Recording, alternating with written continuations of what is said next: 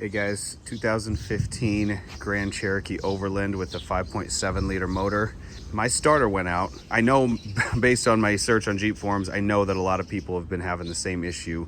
But most of the write-ups that I found on the forums and online were related to the older model with either the 4.7 or like the 2011 Grand Cherokees, and they are different because a lot of people were saying that you have to remove the front wheel drive shaft in order to get it out. And I'm telling you right now, that is not the case. Mine is a 2015, so I believe it's 2014 to 2019 are the same. This is the V8 5.7 liter Hemi. The issue I had, which was a common issue, is that I would get a click and I would hear something over here, both on remote start and using the push button. When I use the push button, I would hear the starter click, and then I would hear a relay click when I try to do remote start. So obviously I checked fuses first, checked relays, everything seemed to be working fine. And I saw one write-up where a guy said that you can jump. So this is the starter relay here, and you got pins 5 and 3 right here. So what I did is I took, as ghetto as this was, took this little like mini screwdriver and bent it, and I held it with pliers, and I actually jumped these two with the ignition on. I jumped number 5 and the number 3 to each other, and that actually engaged the solenoid on the starter. And no matter what I did, you'd hear the clunk of the solenoid, but then the actual motor, the starter motor itself, wouldn't spin. So that told me that the starter motor itself was bad, and that's when I kept doing a little more research and then started just kind of digging into it, because you know, you can only do so much from other people's experience. But for those of you who have this model with the Hemi, you can do it without removing too much. So what I did, first take off your wheel. I have it, I know this is ghetto, don't judge me. I have a jack stand here and a bottle jack here. So I've got 2 points of contact. I could not get jack stands. Didn't have any available. I didn't want to spend 150 bucks at AutoZone on some, so I just sent up a prayer, started working on it. Before I forget, first things first, you're gonna wanna make sure and disconnect your battery. This is the passenger seat. If you haven't had to deal with this before, the positive connection is up front. It is hard to get to. This panel here sits in there like that. If you pull on this front end, it'll pop open, and then to get the back out, it's got those little annoying clips right there. It's hard to get it out, but if you pull up on it hard enough, it will pop out. That makes it a lot easier to get that out of your way. I just pulled off both. Earlier I was going to take the battery out. This is a new battery, and I was going to go get it tested, but then once I realized that it was the starter, not the battery, I just kind of left it alone there. So we can pull this thing apart too right there. So careful with these wires when you pop this negative terminal off. These wires are super skimpy, so I'm gonna have to barrel clip that back together. Anyway, make sure you disconnect that, because if you're messing with the starter and the power's there, you're gonna shock the shit out of yourself. First thing you do, wheel off. That'll get you access. This is gonna be your main point of contact here, because the starter, as you can see, I already put in the new one. It's right there. Quick side note, the heat shield that's pictured at the top right here does need to come off first. It's two 10mm bolts. You'll have to use a swivel socket, and preferably a short 10mm. They're a little funky to get out, but you can get in there just fine and wiggle them out of there, and then they go back in the same way. But it's just easier to remove it while the starter's installed and then reinstall it once the new one's in. It is hard to get to. I'm pretty nimble, but I have big hands, and I was able to do it myself with no help on the street in the Bronx. So first things first, this shroud here, it'll help you a little bit getting the lower starter bolt off. If you pull this shroud, that one there was seized, so I got these other ones off. This one I had to cut the plastic, and then I just rotated it out of the way, and I'll probably never replace it, because let's be honest, it's not worth my time. Second, you are going to want to remove this front shroud here.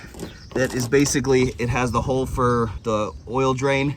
This one was stuck on as well, but I was able to get the side down, and it got enough access. That's gonna be for later. You're gonna need to access this area right here, because that's where the starter is going to come out of. I'll try to keep this relatively quick, and hopefully this will help somebody, because I did it all for, I think after the core charge was like 190 bucks at AutoZone.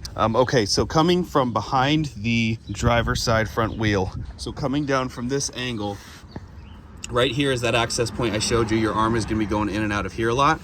You can see there is the starter.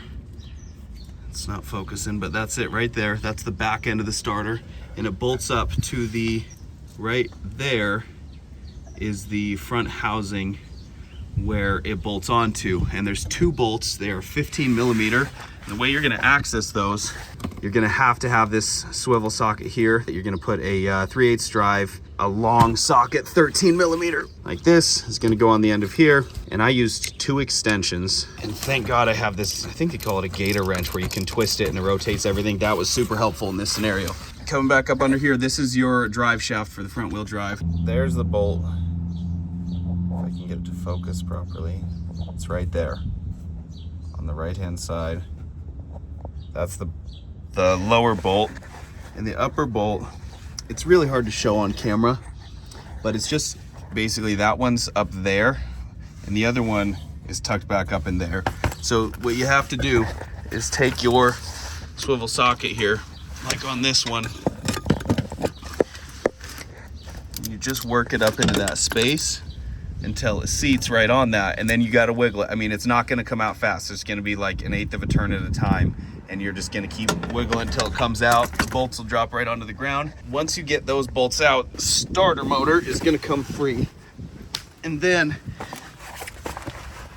you're going to have to go up again. You'll be shifting from this space here to over here. You're going to have to shift back and forth a lot, but once the starter comes free, you got to kind of rotate it around. You got to wiggle it and like kind of shove it backwards, and that's going to push that where the power connection is, and then you can get I believe that is a 13 millimeter. The bolts for that are actually holding on the starter are 15, and then the bolt that holds on the power cord, I don't know why I can't think of what I'm saying right now. You get what I'm saying. That's a 13. Once you get that off of there, and then there's the little yellow wire, which I'm sure you've heard people talk about. That yellow wire is just one of those clips where you press it in and pull it off. Mine came off pretty easily. It wasn't damaged, but do be careful with it because it could pretty easily break. And so you can see starter sitting up in there. There's room to play around with it up there to get that power connection off. Once you do, you're gonna start by reaching up in this area and you're gonna grab a hold of it. You want it to still be long ways. You don't want it like, you know, up and down. You want it to be long ways. You're gonna reach in there and grab it, and you're just gonna start working it up that direction. There is space if you go up and over the CV axle here and then this subframe part here. You can kind of reach your arm up in there and start pushing it back. And you'll find a spot to set it up there. At that point, you're gonna come back up here, and that spot where you set it is literally just right there. Everybody's freaking out about having to take off the axle and saying they can't get it out or they had to drop the subframe. Not the case at all. There's ample space right here. Reach up, wiggle it a little bit, you'll pull it right out. Boom, starter's out. And then it goes back in the same way. I'm sure if you are like me and you've done a decent amount of research, you already have a general idea of what this project is going to look like, but I just wanted to share with you that I did it by myself without removing any excessive parts. None of this inner fender stuff had to come out. No subframe drop, no axle removal. Again, this is on, I believe, 2014 to 2019 Hemi Grand Cherokees. Like I said, mine's the Overland, it shouldn't matter. But yeah, and then once you get it back up in there, again, if you're handy, you'll figure it out. You just kind of line it up. You get that. You have to put the power cable back on, bolt it on. I put some thread lock on there just to make sure nothing came loose. Once you get it seated in place right there, it's much easier to finger in the lower bolt first and then put a little WD-40 on there. And same with the top one. You're gonna have to use this ratchet with the swivel connection on it, and then you just kind of feel it in there. It took me, let's see, what time is it now? This took me about 3 hours, I'd say, start to finish. And I just got everything bolted back in. Now I'm just gonna put the shrouds back on, put the wheel on, and we'll be good to go. All right, moment of truth. Got the power reconnect, the battery reconnected. Foot on brake. Your brake will be stiff if you tried starting it because the no more vacuum left in the brake booster, but brake on. Boom. First try. Yeah, if you got any questions, hit me in the comments. I hope this is helpful for somebody because I was starting to lose hope and thinking I was gonna have to go drop, you know, a crap load of money at the dealership or at a repair shop. I don't know why I'm showing it that way. Give it a shot, hit in the comments. All my notifications come to my phone. I'm not a repair channel by any means, but I'm kind of a DIYer, handy guy, and I've been able to save myself a lot of money doing these type of repairs. So if you have any recommendations for people who might watch this video, put it in the comments. Any questions, put it in the comments. I'll try to be as helpful as we can and save some money replacing this starter. So anyway, hope you guys have a good day. Take it easy.